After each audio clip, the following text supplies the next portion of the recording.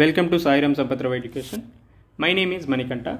So, Prerana, a daily MCQ series for APPSC అదేవిధంగా TGPSCలో భాగంగా నిన్న మనం పార్టీ పరాయింపులకు సంబంధించినటువంటి అంశాన్ని దానికి సంబంధించినటువంటి MCQస్ని డిస్కస్ చేసుకున్నాం. సో ఈరోజు మెయిన్గా చారిత్రక నేపథ్యం ఆధారంగా రాజ్యాంగం ఏ విధంగా ఆవిర్భవించింది దానికి అనుగుణంగా ఈరోజు 10 MCQs గురించి డిస్కస్ చేసుకుంటాం. అదేవిధంగా 2 MCQs మీకు హోంవర్క్గా ఇవ్వడం జరుగుతుంది. సో ఇందులో మెయిన్గా 1773 నుంచి 1853 వరకు తీసుకువచ్చినటువంటి రెగ్యులేటింగ్ చట్టాల గురించి ఈ వీడియోలో మేజర్గా MCQs అనేది ఇవ్వడం జరిగింది. అదేవిధంగా రేపటి వీడియోలో 1858 నుంచి 1947 మధ్యలో వచ్చిన చార్టర్ యాక్ట్స్ గురించి MCQs చేయడం జరుగుతుంది. సో మెయిన్గా వీడియోలోకి వెళ్ళే ముందు ఇంతవరకు ఎవరైనా ఛానల్ని సబ్స్క్రైబ్ చేసుకోకపోతే సబ్స్క్రైబ్ చేసుకోండి. మీ వాల్యుబుల్ సజెషన్స్ ఏవైనా ఉంటే మాకు కామెంట్స్ రూపంలో తెలియజేయండి. మా కంటెంట్ కనుక మీకు నచ్చినట్టయితే లైక్ చేయండి. సో ఇక ఆలస్యం చేయకుండా వీడియోలోకి వెళ్తే సో ఫస్ట్ క్వశ్చన్ 1774లో కలకత్తాలో ఏర్పాటు చేయబడిన సుప్రీంకోర్టు తొలి ప్రధాన న్యాయమూర్తి ఎవరు అని అడగడం జరిగింది. సో 10 seconds టైం తీసుకొని దీనికి ఆన్సర్స్ ఏంటో మీరు చూడండి. రైట్, 1774లో కలకత్తాలో ఏర్పాటు చేయబడిన సుప్రీంకోర్టు తొలి ప్రధాన న్యాయమూర్తి ఎవరు అని అడిగారు. రైట్, అయ్యో మీ అందరికీ ఆన్సర్ ఈజీగా తెలుసు అనుకుంటా. So answer is Elijah Impey. So ఆన్సర్ని తెలుసుకునే ముందు అసలు మనకి 1773వ చట్టంలో ఎటువంటి అంశాలని పొందుపరచడం జరిగింది అనే అంశాన్ని చూసుకుంటే so first east India company మీద పూర్తిగా బ్రిటిష్ ప్రభుత్వం రెగ్యులేషన్స్ అవ్వచ్చు అటు కంట్రోల్ అనేది ఈ చట్టం ద్వారా నుంచేనే మనకి ప్రారంభమైందని మనం చెప్పుకోవచ్చు. అదే కాకుండా రాజకీయం అదేవిధంగా పరిపాలనాపరమైనటువంటి ఫంక్షన్స్ని కూడా ఇక్కడ గుర్తించడం జరిగింది. ఇది మాత్రమే కాకుండా ఫస్ట్ టైం కేంద్ర పరిపాలన పరమైనటువంటి అంశానికి ఇక్కడే బీజం పడింది. సో సెంట్రలైజేషన్ అనేది 1773 నుంచి ప్రారంభమైతే అది 1833కి వచ్చేసరికి పూర్తిగా కేంద్రీకృతమైందనేసి మనం చదువుకుంటున్నాం. సో ఈ కాంటెక్స్ట్లో చూసుకుంటే 1773లో మనకి సుప్రీంకోర్టు ఏర్పాటు చేయడం కూడా జరిగింది. సో ఆ సుప్రీంకోర్టుకి ప్రధాన న్యాయమూర్తిగా ఎవరు వ్యవహరించారంటే ఎలిజా ఇంపే గారు వ్యవహరించడం జరిగిందనేది మనం చదువుకుంటాం. సో ఇవి మాత్రమే కాకుండా 1773వ చట్టంలో ఇంకా ఏ అంశాలు ఉన్నాయి అనే అంశం గురించి కూడా మనం డిస్కస్ చేసుకుంటే సో ఫస్ట్ టైం అప్పటి వరకు గవర్నర్ గవర్నర్ జనరల్ ఆఫ్ బెంగాల్గా మార్చడం జరిగింది. సో గవర్నర్ జనరల్ ఆఫ్ బెంగాల్గా ఏ చట్టం ద్వారా ఏర్పాటు చేయడం జరిగిందంటే 1773వ చట్టం ద్వారా ఏర్పాటు చేయడం జరిగింది. సో అదేవిధంగా ఈ గవర్నర్ జనరల్ ఆఫ్ బెంగాల్కి ఒక ఎగ్జిక్యూటివ్ కౌన్సిల్ కూడా అనుబంధంగా ఏర్పాటు చేయడం జరిగింది. సో ఎగ్జిక్యూటివ్ కౌన్సిల్లో మొత్తం 4 మంది సభ్యులు గవర్నర్ జనరల్ ఆఫ్ బెంగాల్కి సహాయాన్ని అందించేవారు. ఈ విధంగా ఫస్ట్ గవర్నర్ జనరల్ ఆఫ్ బెంగాల్గా ఎవరిని నియమించడం జరిగిందంటే వారన్ హేస్టింగ్స్ని నియమించడం జరిగింది. సో ఇది important. So first governor general of Bengal అని ఎవరిని అంటామమ్మా? వారన్ హేస్టింగ్స్గా మనం పిలుచుకుంటాం. ఇవి మాత్రమే కాకుండా కలకత్తాలో సుప్రీంకోర్టును కూడా ఏర్పాటు చేశారు. సో ఈ ప్రధాన క్వశ్చన్ ఏమడిగారంటే కలకత్తాలో ఏర్పడిన సుప్రీంకోర్టుకి ప్రధాన న్యాయమూర్తి ఎవరుగా ఉన్నారంటే ఎలిజా ఇంపే అనేసి మనం చెప్పుకున్నాం. సో ఈ 1773 యాక్ట్లో భాగంగా ఒకటి గవర్నర్ జనరల్ ఆఫ్ బెంగాల్ని ఏర్పాటు చేయడం జరిగింది. అదేవిధంగా కలకత్తాలో సుప్రీంకోర్టుని ఏర్పాటు కూడా జరిగింది. ఇవి మాత్రమే కాకుండా ఈస్ట్ ఇండియా కంపెనీలో ఎవరైతే సివిల్ సర్వెంట్స్గా వర్క్ చేస్తున్నారో వాళ్ళు ప్రైవేట్ వ్యాపారం నుంచి పూర్తిగా ప్రొహిబిట్ చేయడం జరిగింది. అదేవిధంగా ఏవైనా లంచాలు తీసుకోవడం, నేటివ్స్ దగ్గర నుంచి ఏవైనా బిలాంగింగ్స్ తీసుకోవడం ఇటువంటి అన్నిటినీ కూడా ప్రొహిబిట్ చేయడం జరిగింది. ఇవి మాత్రమే కాకుండా కోర్ట్ ఆఫ్ డైరెక్టర్స్ని ఏర్పాటు కూడా జరిగింది. కోర్ట్ ఆఫ్ డైరెక్టర్స్ని నియమించడం కూడా జరిగింది. సో వీళ్ళు ఏం చేశారు? ఈస్ట్ ఇండియా కంపెనీ మీద పూర్తిగా కంట్రోలింగ్ ఈ చట్టం ద్వారానే జరిగింది. సో మేజర్గా 1773 చట్టంలో ప్రధాన అంశాలు ఏంటంటే గవర్నర్ జనరల్ ఆఫ్ బెంగాల్ని గవర్నర్ జనరల్ ఆఫ్ బెంగాల్గా ఏర్పాటు చేయడం జరిగింది. సో ఆయనకి 4 సభ్యులతో కూడినటువంటి ఎగ్జిక్యూటివ్ కౌన్సిల్ని ఏర్పాటు చేయడమే కాకుండా కలకత్తాలో ఒక సుప్రీంకోర్టు కూడా ఏర్పాటు చేయడం జరిగింది. ఆ సుప్రీంకోర్టుకి ప్రధాన న్యాయమూర్తిగా ఎవరు ఉన్నారంటే ఎలిజా ఇంపే ఉన్నారు. అదేవిధంగా ఈస్ట్ ఇండియా కంపెనీలో ఎవరైతే సివిల్ సర్వెంట్స్గా ఉన్నారో వాళ్ళు ప్రైవేట్ వ్యాపారాన్ని ప్రొహిబిట్ చేయడం జరిగింది. అదేవిధంగా లంచాలు తీసుకునే సంస్కృతిని కూడా అక్కడ రద్దు చేయడం జరిగింది. అదేవిధంగా కోర్ట్ ఆఫ్ డైరెక్టర్స్ని నియమించడం కూడా జరిగింది. సో ఈ court of directors east India company మీద పూర్తి కంట్రోల్ రావడం జరిగింది. సో ఈ విధంగా 1773 యాక్ట్ అనేది మనం చదువుకుంటాం. సో ఫర్దర్గా వచ్చే 1773 యాక్ట్లో ఏ క్వశ్చన్స్ ఇచ్చినా మీరు ఈజీగా చేస్తారనేసి నేను నమ్ముతున్నా. రైట్, ఇకపోతే రెండవ question. So Pitt India act ఏ సంవత్సరంలో అమల్లోకి వచ్చింది? సో 10 సెకండ్స్ టైం తీసుకొని దీని ఆన్సర్ ఏంటో చెప్పండి. రైట్, పిట్ ఇండియా యాక్ట్ అనేది 1784వ సంవత్సరంలో వచ్చిందనేసి మీ అందరికీ తెలుసు. ఇది ఈజీ క్వశ్చన్ కూడా. సో దీనికి సంబంధించి వివరణ ఏమి ఇచ్చారంటే 1784లో పిట్ ఇండియా చట్టం బ్రిటిష్ పార్లమెంట్ ఆమోదం పొందింది. ఈ చట్టం ద్వారా ఈస్ట్ ఇండియా కంపెనీ రాజకీయ వాణిజ్య కార్యకలాపాలను వేరు చేసి బోర్డ్ ఆఫ్ కంట్రోల్ అనే సంస్థను కూడా ఏర్పాటు చేయడం జరిగింది. సో ఇక్కడ మేజర్గా ఏంటి ఇంపార్టెంట్, సో కోర్ట్ ఆఫ్ డైరెక్టర్స్ని 1773వ చట్టం ద్వారా తీసుకొస్తే బోర్డ్ ఆఫ్ కంట్రోల్ని 1784 పిట్ ఇండియా చట్టం ద్వారా తీసుకురావడం జరిగింది. సో ఈ రెండింటి ద్వారా అక్కడ ద్వంద్వ ప్రభుత్వం అనేది ఏర్పాటు అవ్వడం జరిగింది.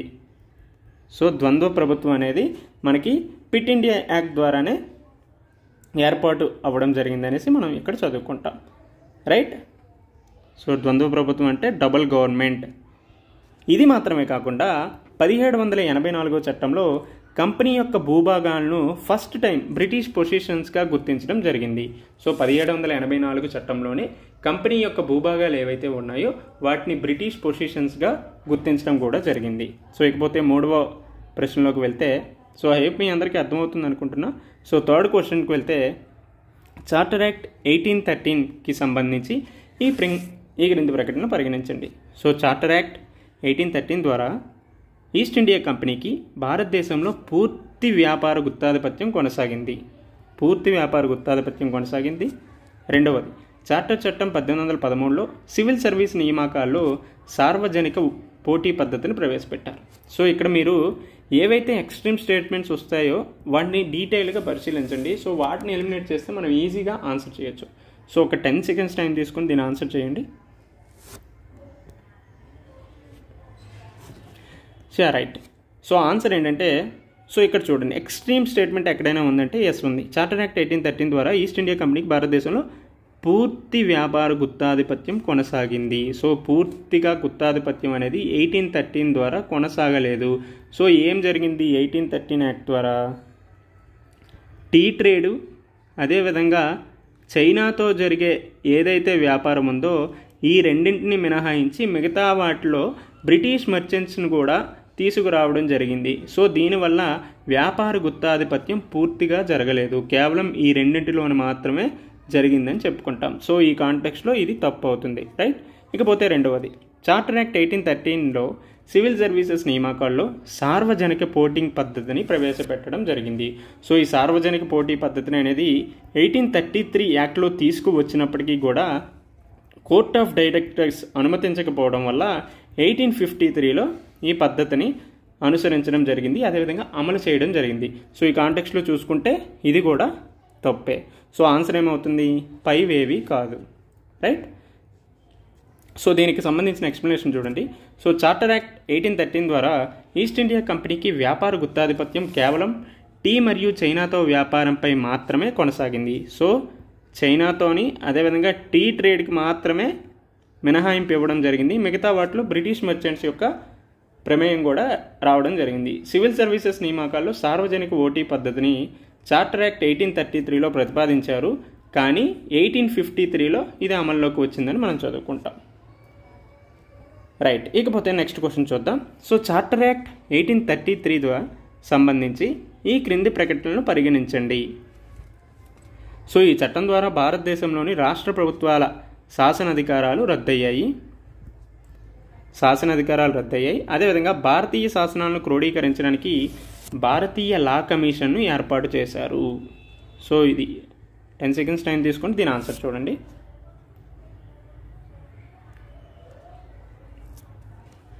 రైట్. సో చార్టర్ యాక్ట్ 1833లో ఉన్నటువంటి ప్రధానమైనటువంటి అంశాలు చూసి తర్వాత మనం దీనికి ఆన్సర్ చూద్దాం.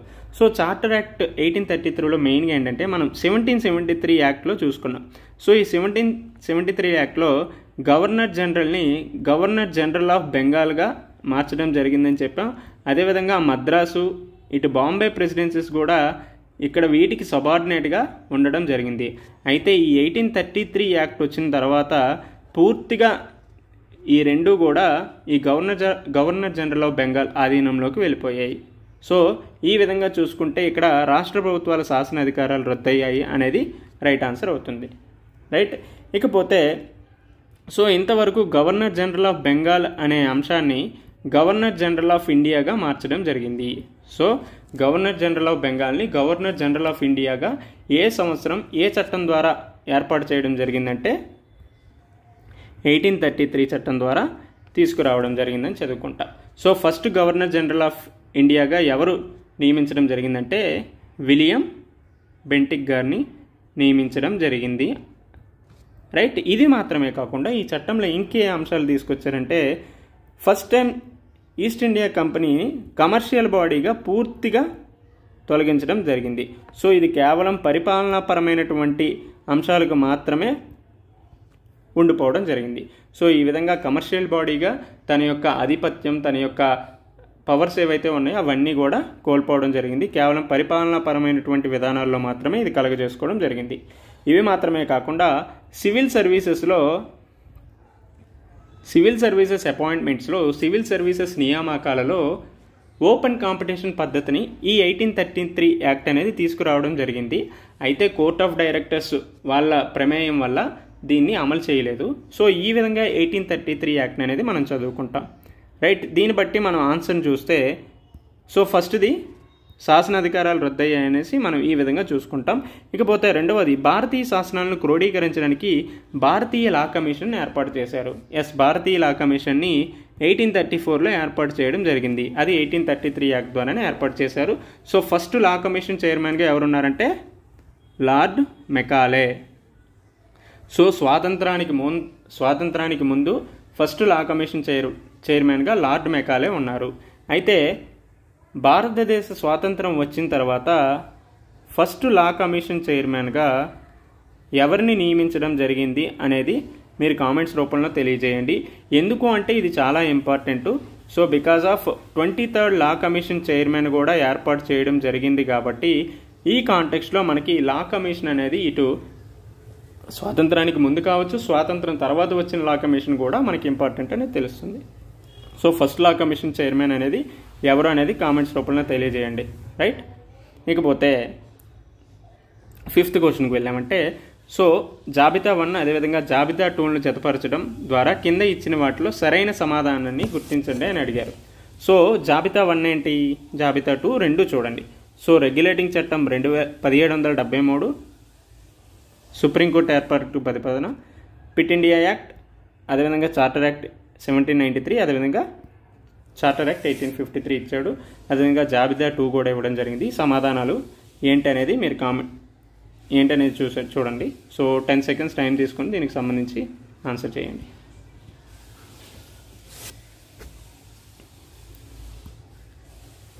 సో ఇవి ఈజీ, బట్ కొంచెం ఆప్షన్ ఎలిమినేషన్ చేస్తే మీకు చాలా ఈజీగా వస్తుంది ఆన్సర్.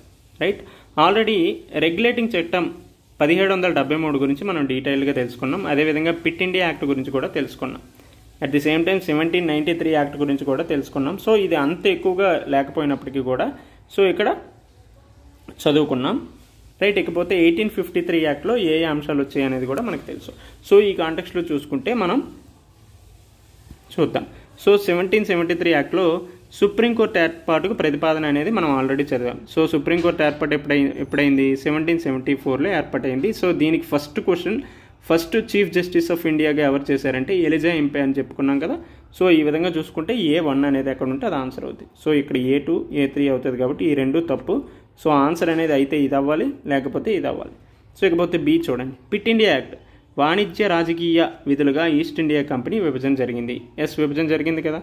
అదేవిధంగా చార్టర్ యాక్ట్ గవర్నర్ జనరల్ అధికారాలు విస్తరణ జరిగింది. ఎప్పుడైతే లార్డ్ కార్న్వాలిస్ వచ్చారో అప్పుడు గవర్నర్ జనరల్ అధికారాలు కూడా విస్తరించడం జరిగింది. అదేవిధంగా 1853 యాక్ట్ ప్రకారం సివిల్ సర్వీసెస్లో పోటీ పద్ధతి ప్రవేశం అనేది తీసుకురావడం జరిగింది. సో యాక్చువల్గా 1833లోనే ఈ విధానాన్ని తీసుకొచ్చారు. అయితే కోర్ట్ ఆఫ్ డైరెక్టర్స్ ఆమోదించకపోవడం వల్ల ఇది 1853లో అమలు చేయడం జరిగింది. సో ఈ విధంగా చూసుకుంటే ఆన్సర్ ఏమవుతుంది, A1 B2 C3 D4గా చెప్పుకుంటాం. సో దీనికి సంబంధించి ఎక్స్ప్లెనేషన్ చూడండి. 1773లో వచ్చిన రెగ్యులేటింగ్ చట్టం భారతదేశంలో సుప్రీంకోర్టు ఏర్పాటుకు దారితీసింది. 1774లో కలకత్తాలో సుప్రీంకోర్టు ఏర్పాటైంది. 1784లో వచ్చిన పిట్ ఇండియా చట్టం ద్వారా ఈస్ట్ ఇండియా కంపెనీ విధులను వాణిజ్య రాజకీయ విధులుగా విభజించారు. అంటే కమర్షియల్ అదేవిధంగా పొలిటికల్ ఫంక్షన్స్గా విధించడం జరిగింది. సో 1793లో చార్టర్ యాక్ట్ ద్వారా గవర్నర్ జనరల్ హోదాను మరింత బలపరచడం జరిగింది.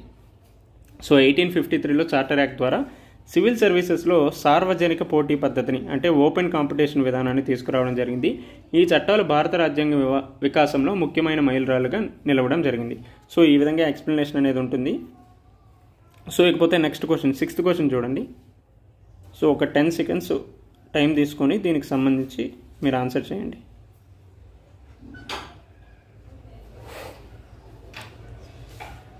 సో ఈ టైప్ ఆఫ్ పర్సనాలిటీస్ అడిగేటప్పుడు ఖచ్చితంగా మనకి ఎగ్జామ్లో కూడా ఈ టైప్ ఆఫ్ పర్సనాలిటీస్ గురించి అడగచ్చు. సో ఎక్కువగా కాన్సన్ట్రేట్ చేసి మీరు చదువుకోండి, రైట్. ఇకపోతే మనం ఆన్సర్ చేద్దాం. So Warren Hastings, Lord Macaulay, William Bentinck, Elijah Impey. So ఈ విధంగా చూసుకున్నప్పుడు Elijah Impey first chief justice of ఇండియాగా మనం చదువుకున్నాం. సో సుప్రీంకోర్టు మొదటి ప్రధాన న్యాయమూర్తిగా చెప్పుకున్నాం. అదేవిధంగా విలియం బెంటిక్ అంటే గవర్నర్ జనరల్ ఆఫ్ ఇండియాగా చెప్పుకున్నాం. అదేవిధంగా Lord Macaulay first law commission చైర్మన్గా ఉన్నారని చెప్పాం. సో వారన్ హేస్టింగ్ ఏంటి, ఫస్ట్ గవర్నర్ జనరల్గా నియమించడం జరిగిందని చెప్పుకున్నాం, రైట్. సో ఈ విధంగా చూసుకుంటే లార్డ్ మెకాలే సివిల్ సర్వీసెస్ పోటీ పరీక్షల్లో ప్రతిపాదకుడు, మొదటి గవర్నర్ జనరల్. సో ఒకసారి చూడండి, సో చిన్న కన్ఫ్యూజింగ్ ఉంది, right. So Warren Hastings first governor general ఏ సంవత్సరంలో ఏర్పడ్డారు, 1773 చట్టం ద్వారా తీసుకురావడం జరిగింది. So Lord Macaulay civil services పోటీ పరీక్షల్లో ప్రతిపాదకుడు ఈ లార్డ్ మెకాలే. అదేవిధంగా ఫస్ట్ లా కమిషన్ చైర్మన్గా కూడా ఉన్నారు అనేసి మనం చదువుకున్నాం. అదేవిధంగా విలియం బెంటిక్ మొదటి భారత గవర్నర్ జనరల్గా ఉండడం జరిగింది. సో ఇది ఏ చట్టం ద్వారా తీసుకొచ్చారంటే 1833 చట్టం ద్వారా తీసుకురావడం జరిగింది. అదేవిధంగా ఎలిజా ఇంపే సుప్రీంకోర్టు మొదటి ప్రధాన న్యాయమూర్తిగా ఉండడం జరిగింది. అదేవిధంగా సుప్రీంకోర్టుని ఏ చట్టం ద్వారా 1774లో ఏర్పాటు చేశారంటే 1773వ చట్టం ద్వారా ఏర్పాటు చేయడం జరిగిందనేసి మనం చదువుకుంటాం. సో ఈ విధంగానే మనం ఎప్పుడైనా MCQs చేయాల్సిన అవసరం ఉంటుంది. సో ఈ విధంగా ఎక్స్ప్లెనేషన్ అనేది ఉంటుంది. సో ఎక్స్ప్లెనేషన్లో ఎటువంటి గూగుల్ ట్రాన్స్లేషన్ వినియోగించకుండా తెలుగు సాహిత్యంలో నిష్ణాతుల చేత అదేవిధంగా ప్రీవియస్ ఇయర్ టాపర్స్కి సంబంధించినటువంటి అనుభవజ్ఞుల ఆధారంగానే ఈ కీని తయారు చేయడం జరిగింది. సో ఇక రాబోయే ఈ సిరీస్లో కావచ్చు, అటు గ్రూప్ 2కి సంబంధించి ప్రతిభ టెస్ట్ సిరీస్లో కూడా ఈ టైప్ ఆఫ్ కంటెంటే ఉంటుంది. ఇఫ్ ఇన్ కేస్ మీకు ఎవరికైనా నచ్చితే ఖచ్చితంగా ఆ గ్రూప్ 2 టెస్ట్ సిరీస్లో జాయిన్ అవ్వండి. మీకు చాలా వాల్యూ యాడెడ్గా ఉంటుంది, చాలా వాల్యూ యాడెడ్ కంటెంట్ కూడా మీకు ఇవ్వడం జరుగుతుంది. సో ఇకపోతే 7th క్వశ్చన్ చూద్దాం. సో ఒకసారి చూడండి, 10 minutes టైం తీసుకొని దీనికి ఆన్సర్ చేయండి. సో ఈ టైప్ ఆఫ్ క్వశ్చన్స్ మనకి గ్రూప్ 2లో చాలా ఇంపార్టెంట్ అండి. ఈవెన్ గ్రూప్ 1లో కూడా ఇక్కడ 4 ఆన్సర్లు ఇచ్చాం, బట్ డైరెక్ట్గా వాడు ఒక క్వశ్చన్ ఇచ్చేస్తాడు, రైట్. ఈ విధంగా మనం ఇస్తే హోలిస్టిక్గా రివిజన్ చేయడానికి యూజ్ అవుతుంది అనే ఉద్దేశంతో ఇవ్వడం జరిగింది. అట్ ది సేమ్ టైం ఇటీవల కాలంలో ఈ టైప్ ఆఫ్ కంటెంట్ కూడా మనకి ఎగ్జామ్లో ఇవ్వడం జరుగుతుంది, రైట్. మ్యాచ్ ద ఫాలోయింగ్ అనేది చదవచ్చు, లేకపోతే అసర్షన్ రీజనింగ్ ఇటువంటి అంశాలు కూడా అడుగుతుంటాయి. అదేవిధంగా ఓన్లీ 1, ఓన్లీ 2, ఓన్లీ 3 అవ్వచ్చు, రైట్. ఈ విధంగా అడుగుతున్నాడు. సో ఈ కాంటెక్స్లో మనం ఈ టైప్ ఆఫ్ క్వశ్చన్స్ని కూడా చేసుకోవాల్సిన అవసరం ఉంది. సో ఇకపోతే ఆన్సర్ చూస్తే చార్టర్ యాక్ట్ 1813, 1833, 1853, 1773 అడగడం జరిగింది. సో ఇక్కడ మిషనరీలకు అనుమతి అనేది మనకి 1813 యాక్ట్లోనే ఇవ్వడం జరిగింది. సో ఈ విధంగా 1813 A1 చూసుకుంటే ఎక్కడ A1 ఉంటే అదే ఆన్సర్. చూడండి, A1, A4, A2, A3. So ఈ 3 తప్పే. సో ఆన్సర్ సో ఏం లేదు, మీరు ఒక్కటే చూశారు బట్ ఆన్సర్ చేసేసారు. సో ఈ విధంగా ఎగ్జామ్లో కూడా మన యొక్క సమయస్ఫూర్తిని వినియోగించాలి. ఎప్పుడైతే ఎటువంటి సమయస్ఫూర్తిని వినియోగిస్తామో అప్పుడే మనకి మంచి స్కోర్ అనేది వస్తుంది, రైట్. సో ఇకపోతే ఇంకొక 1833 యాక్ట్ ప్రకారం సార్వజనిక పోటీ పద్ధతిని తీసుకురావడం జరిగింది. హౌవెవర్ ఇది 1853లో అమలు చేయడం జరిగింది. ఇదిగో సివిల్ సర్వీసెస్లో పోటీ పద్ధతి ప్రవేశం ఇక్కడ వచ్చింది. సో రెగ్యులేటింగ్ యాక్ట్ ప్రకారం గవర్నర్ జనరల్ అధికారుల విస్తరణ జరిగిందని చదువుకున్నాం. 1773లో స్టార్ట్ అయితే అది 1833కి వచ్చేసరికి పూర్తిగా కేంద్రీకృతం అయిందనేసి చదువుకుంటాం. సో పూర్తిగా కేంద్రీకృతం అయిందని ఎలా చదువుకుంటాం అంటే గవర్నర్ జనరల్ ఆఫ్ బెంగాల్ని గవర్నర్ జనరల్ ఆఫ్ ఇండియాగా మార్చడం జరిగింది. అదేవిధంగా మద్రాస్ అవ్వచ్చు, బాంబే ప్రెసిడెన్సీస్ అన్నీ కూడా బెంగాల్ ఆధీనంలోకి రావడం వల్ల పూర్తిగా కేంద్రీకృతమైనటువంటి పరిపాలన అనేది 1833 యాక్ట్ ద్వారా తీసుకురావడం జరిగిందని మనం చదువుకుంటాం. రైట్. సో దీనికి సంబంధించిన వివరణ 1813 చార్టర్ చట్టం ద్వారా మిషనరీలకు భారతదేశంలో కార్యకలాపాలు నిర్వహించడానికి అనుమతి లభించింది. అదేవిధంగా 1833 చార్టర్ ద్వారా సార్వజనిక పోటీ పద్ధతిని సిఫారసు చేసింది. అయితే 1853లో అది అమలు చేయడం జరిగింది. 1773లో గవర్నర్ జనరల్ అధికారాన్ని విస్తరించింది. భారతదేశంలో కేంద్రీకృత పాలనకు దారితీయడం జరిగింది. అదే కాకుండా 1813 యాక్ట్లో ఇంకా ఏవైనా అంశాలు వచ్చాయంటే ఉన్నాయి. ఏంటి? పాశ్చాత్య విద్యకు సంబంధించి అనేక సంస్కరణలు తీసుకురావడం జరిగింది. సో పాశ్చాత్య విద్యకు ప్రమోట్ చేయడం జరిగింది. సో వెస్ట్రన్ ఎడ్యుకేషన్ కూడా ప్రమోట్ చేయడం జరిగింది. అదేవిధంగా స్థానిక ప్రభుత్వాలకు పన్నులు విధించే అధికారాన్ని కూడా మనకి 1813 యాక్ట్లోనే ఇవ్వడం జరిగింది. సో స్థానిక ప్రభుత్వాలకు పన్నులు విధించే అధికారంతోనే కాకుండా ఇఫ్ ఇన్ కేస్ ఎవరైనా ఆ ట్యాక్సెస్ పే చేయకపోతే స్థానిక ప్రభుత్వాలు శిక్ష విధించే అధికారం కూడా ఇవ్వడం జరిగిందంటే ఇప్పుడు ఉన్నటువంటి లోకల్ గవర్నెన్స్తో పోలిస్తే 1813 యాక్ట్లో వచ్చినటువంటి లోకల్ గవర్నెన్స్ బెటర్ అని అనిపిస్తుంది. ఎందుకంటే చాలా వరకు ప్రస్తుతం ఉన్నటువంటి స్థానిక ప్రభుత్వాలు ఏవైతే ఉన్నాయో వాటికి చాలా వరకు పవర్స్ అనేవి తక్కువ ఉన్నాయి. సో ఈ కాంటెక్స్ట్లో చూసుకుంటే 1813 యాక్ట్ ద్వారా ఏవైతే రూరల్ గవర్నెన్స్ అనేది ఏర్పడిందో వాటికి చాలా వరకు అధికారాలు ఎక్కువగా ఉన్నాయని తెలుస్తుంది. రైట్. ఇకపోతే 8th క్వశ్చన్ గురించి మనం డిస్కస్ చేద్దాం. సో చార్టర్ యాక్ట్ 1833కి సంబంధించిన ఈ క్రింది ప్రకటనలు పరిశీలించండి. సో ఈ చట్టం ద్వారా బెంగాల్ గవర్నర్ జనరల్ హోదాను ఇండియన్ గవర్నర్ జనరల్గా మార్చారు. అదేవిధంగా ఈ చట్టం ద్వారా సివిల్ సర్వీసుల నియామకాల్లో సార్వజనిక పోటీ పద్ధతిని అమలు చేశారు. అదేవిధంగా భారతీయ లా కమిషన్ ఏర్పాటు చేసి భారత శాసనాలను క్రోడీకరించడంలో లార్డ్ మెకాలే కీలక పాత్ర వహించడం జరిగింది. సో ఈ విధంగా మనకు క్వశ్చన్ అడిగాడు. సో 10 seconds టైం తీసుకొని దీనికి ఆన్సర్ చేయండి. ఇఫ్ ఇన్ కేస్ పాస్ చేసినా పర్లేదు. రైట్. సో చార్టర్ యాక్ట్ 1833కి సంబంధించిన ఈ క్రింది ప్రకటనలను పరిశీలించండి. సో ఈ చట్టం ద్వారా బెంగాల్ గవర్నర్ జనరల్ హోదాను ఇండియన్ గవర్నర్ జనరల్గా మార్చారు. అదేవిధంగా ఈ చట్టం ద్వారా సివిల్ సర్వీసుల నియామకాల్లో సార్వజనిక పోటీ పద్ధతిని అమలు చేయడం జరిగింది. అదేవిధంగా భారతీయ లా కమిషన్కి సంబంధించి రైట్. చార్టర్ యాక్ట్ 1833కి సంబంధించిన ఈ క్రింది ప్రకటనలు పరిశీలించండి అని అడిగారు. ఈ చట్టం ద్వారా బెంగాల్ గవర్నర్ జనరల్ హోదాను ఇండియన్ గవర్నర్ జనరల్గా మార్చడం జరిగింది. అదేవిధంగా ఈ చట్టం ద్వారా సివిల్ సర్వీసెస్ నియామకాల్లో సార్వజనిక పోటీ పద్ధతిని అమలు చేశారు. అదేవిధంగా భారతీయ లా కమిషన్ ఏర్పాటు చేసి భారత సంస్థలను క్రోడీకరించడంలో లార్డ్ మెకాలే కీలక పాత్ర వహించారు అనేసి ప్రశ్నలు అడగడం జరిగింది. సో దీనికి ఆన్సర్ ఏంటి? ఈ చట్టం ద్వారా బెంగాల్ గవర్నర్ జనరల్ హోదాను గవర్నర్ జనరల్ ఆఫ్ ఇండియాగా మార్చడం జరిగిందనేసి మనకు తెలుసు. So first governor general of ఇండియాగా ఎవరు నియమించడం జరిగిందంటే విలియం బెంటిక్ని నియమించడం జరిగింది. రైట్. సో ఈ కాంటెక్స్ట్లో చూసుకుంటే ఇది రైట్ ఆన్సర్. ఈ చట్టం ద్వారా సివిల్ సర్వీసెస్ నియామకాల్లో సార్వజనిక పోటీ పద్ధతిని అమలు చేశారు. సో సార్వజనిక పోటీ పద్ధతిని 1833లో తీసుకువచ్చినప్పటికీ కూడా because of court of directors ఆమోదించకపోవడం వల్ల ఇది 1853లో అమలు చేయడం జరిగింది. సో ఈ విధంగా చూసుకుంటే ఇది తప్పు. సో 2 ఎక్కడ ఉంటే అది తప్పు. సో ఆన్సర్ ఏంటి? 1 అవుతుంది. సో భారతీయ లా కమిషన్ ఏర్పాటు చేశారు. సో ఎప్పుడు ఏర్పాటు చేశారు? 1834లో ఏర్పాటైంది. సో ఫస్ట్ లా కమిషన్గా చైర్మన్ ఎవరయ్యారంటే లార్డ్ మెకాలే గారు ఫస్ట్ లా కమిషన్ చైర్మన్గా ఏర్పాటు చేయడం జరిగింది. సో మేజర్గా ఈ లా కమిషన్ ఏం చేస్తుందంటే భారత శాసనాలను క్రోడీకరించడంలో కీలక పాత్ర వహించింది. సో ఇప్పుడు ఫస్ట్ లా కమిషన్ చైర్మన్ ఎవరు అనేది కామెంట్స్ రూపంలో అడిగాను.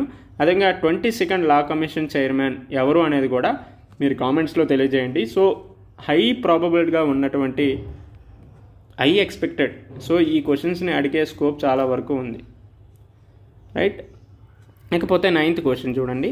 సో ఈస్ట్ ఇండియా కంపెనీ అవినీతి అక్రమాలను నియంత్రించేందుకు 1773లో రెగ్యులేటింగ్ చట్టాన్ని రూపొందించారు. దీన్ని ఏ కమిటీ సిఫార్సుల మేరకు చేశారు?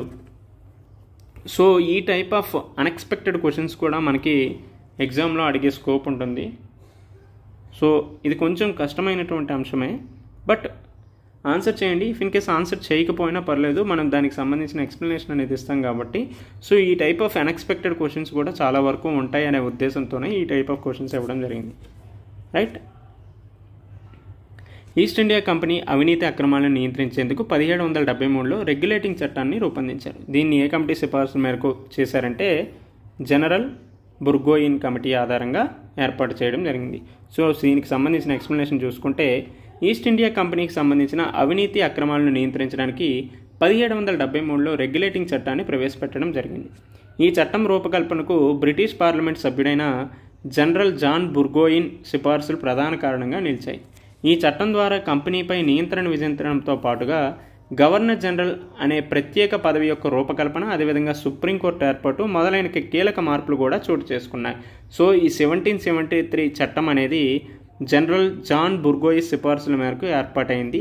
అయితే ఈ 1773 చట్టంలో సుప్రీంకోర్టు ఏర్పాటు చేయడమే కాకుండా గవర్నర్ జనరల్ ఆఫ్ బెంగాల్ను కూడా నియమించడం జరిగింది అనే అంశం గురించి ఇక్కడ మనకి డిస్కస్ చేయడం జరిగింది. సో ఇకపోతే 10th క్వశ్చన్ చూడండి. బోర్డ్ ఆఫ్ కంట్రోల్లోని సభ్యుల జీతభత్యాలు భారత రెవెన్యూ నుంచి చెల్లించాలని ఏ చట్టంలో పేర్కొన్నారు? సో ఈ టైప్ ఆఫ్ క్వశ్చన్స్ అడగడానికి చాలా ఎక్కువగా స్కోప్ ఉంది. సో దీన్ని ఒక 10 సెకండ్స్లో చూసి ఆన్సర్ చేయండి.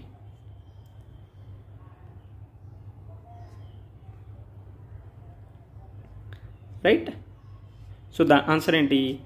చార్టర్ యాక్ట్ 1793 ప్రకారం బోర్డ్ ఆఫ్ కంట్రోల్ సభ్యుల జీతభత్యాలను భారతదేశ రెవెన్యూ నుంచి చెల్లించాలని పేర్కొన్నారు. ఈ చట్టం ద్వారా ఈస్ట్ ఇండియా కంపెనీపై బ్రిటిష్ ప్రభుత్వ నియంత్రణను మరింత బలపరిచారు. అంతేకాకుండా భారతదేశ పాలనకు సంబంధించిన ఆర్థిక బాధ్యతలను కూడా భారతీయులపై మోపడం జరిగింది. సో ఈ విధంగా చూసుకుంటే 1793 యాక్ట్ అనేది ఇంపార్టెంట్. సో ఇవి ఈ రోజుకి సంబంధించినటువంటి 10 క్వశ్చన్స్. ఐ హోప్ మీ అందరికీ హిస్టారికల్ బ్యాక్గ్రౌండ్ పరంగా 1773 అదేవిధంగా 1853 వరకు ఉన్న చట్టాల గురించి పూర్తిగా అవగాహన వచ్చిందా అనుకుంటున్నా. సో ఇఫ్ ఇన్ కేస్ రాకపోతే మనం దీని గురించి జస్ట్ ఒక 10 minutes ఆర్ 5 to 10 minutesలో దీన్ని పూర్తిగా డిస్కస్ చేసుకుందాం. సో ఈ 1773 యాక్ట్లో మెయిన్గా ఏం తీసుకొచ్చారు?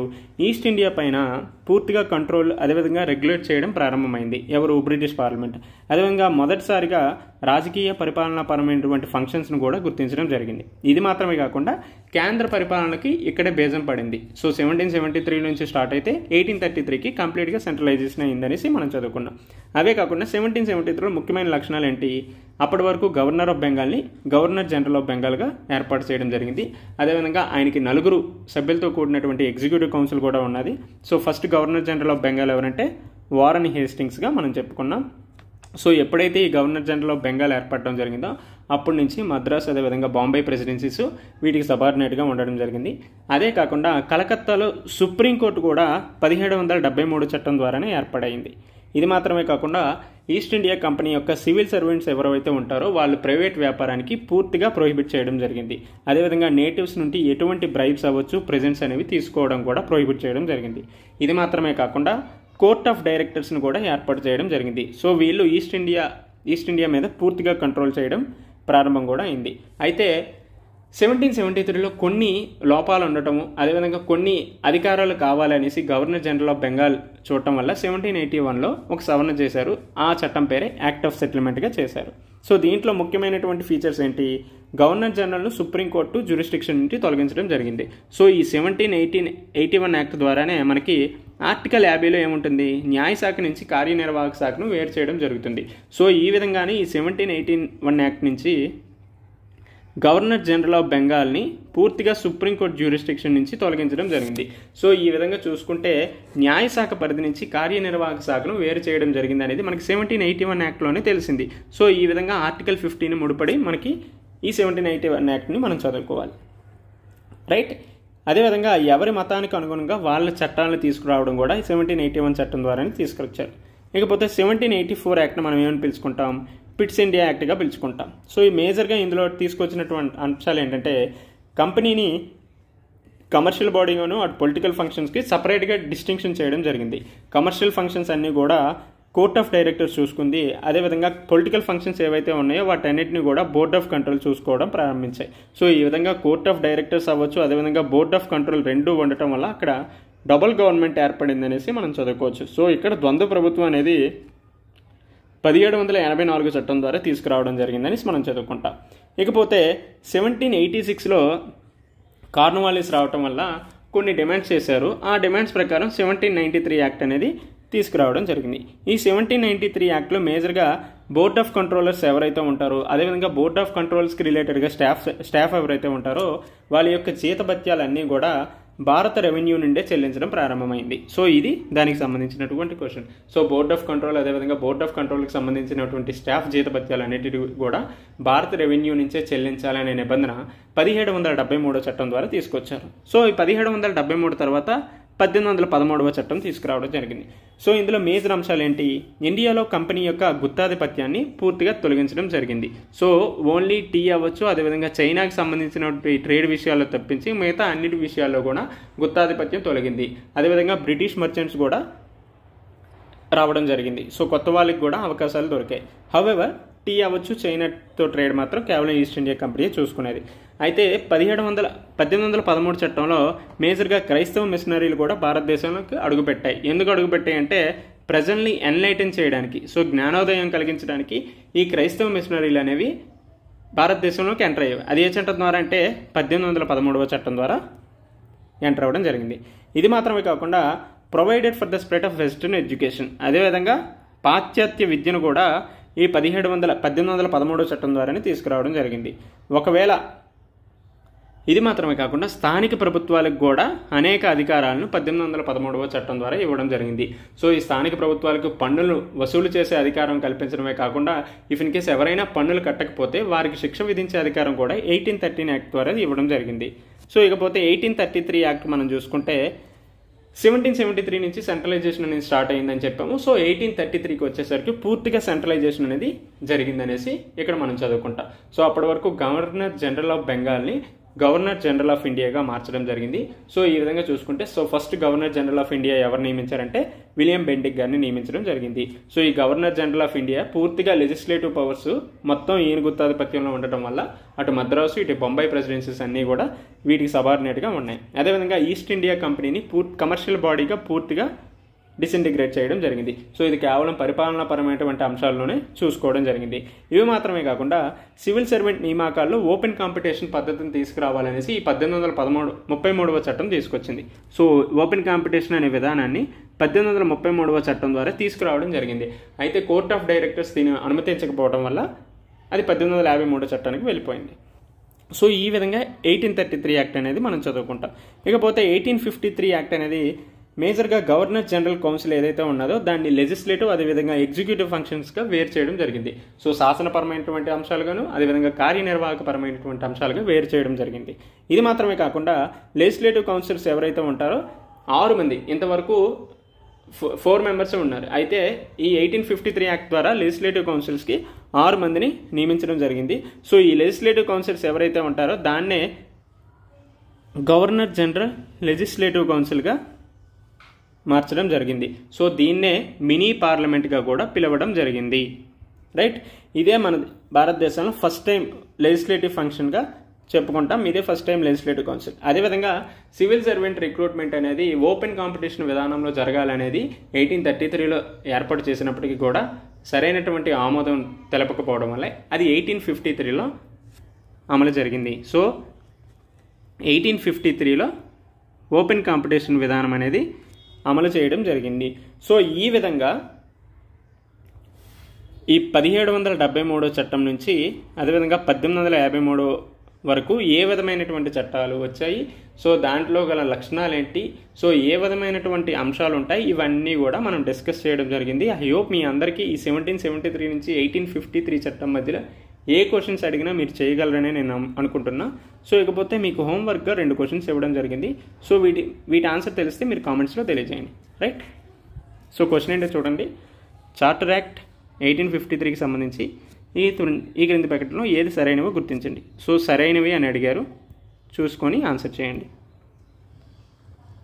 సో పాస్ చేసుకొని మీరు ఆన్సర్ చేయండి. నెక్స్ట్ ఇంకొక క్వశ్చన్, రెగ్యులేటింగ్ యాక్ట్ 1773 ప్రకారం గవర్నర్ జనరల్కు పరిపాలనలో సహకరించడానికి ఏర్పాటు చేసిన కార్యనిర్వాహక మండలిలో సభ్యులుగా ఎవరిని నియమించారు. సో ఈ టైప్ ఆఫ్ కంటెంట్ ఇచ్చినప్పుడు చాలా సమయస్ఫూర్తితో వ్యవహరించాలి. ఇలాంటి జలకిచ్చే క్వశ్చన్స్ కూడా మనకి చాలా తగులుతాయి కాబట్టి చాలా జాగ్రత్తగా ఉండాలి. ఇఫ్ ఇన్ కేస్ మనం ఏదైనా కవర్ చేస్తే హోలిస్టిక్గా కవర్ చేసుకుంటే చాలా మంచి మార్క్స్ రావడానికి స్కోప్ ఉంటుంది. రైట్, ఈ 2 ఆన్సర్స్ని మీరు కామెంట్స్ రూపంలో తెలియజేయండి. ఐ హోప్ మీ అందరికీ అర్థమైందా అనుకుంటున్నా. మళ్ళీ నెక్స్ట్ వీడియోతో రేపు ఈ రోజుకి ఇదే సమయాన్ని కలుసుకుందాం. Until then take care, bye.